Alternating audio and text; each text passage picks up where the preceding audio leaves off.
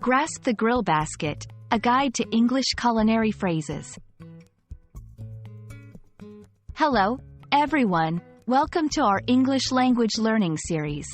Today, we're going to explore a fascinating phrase, grill basket. This term is not just about cooking. It's a great example of how English combines words to create new meanings. Let's dive in and understand what a grill basket is and how it's used in everyday English. A grill basket refers to a cooking utensil.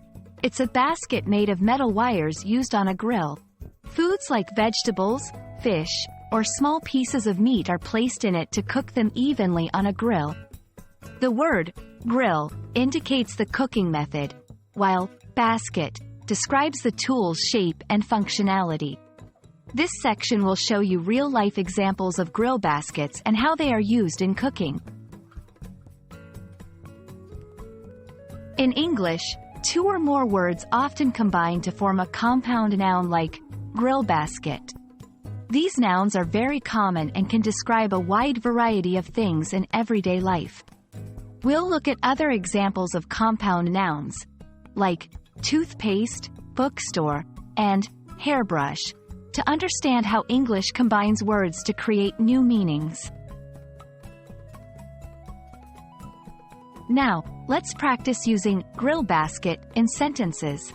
This part will help you understand how to incorporate this phrase in everyday English. We'll cover examples like, I bought a new grill basket for our barbecue party, and, can you clean the grill basket after using it?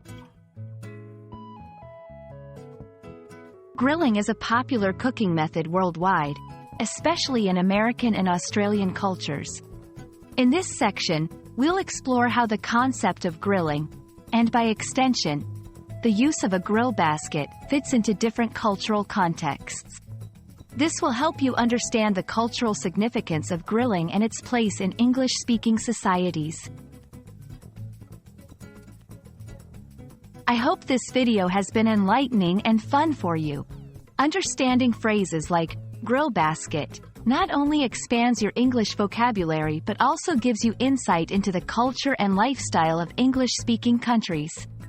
Remember, language learning is not just about words. It's about understanding people and their way of life. Keep practicing, and see you in the next video.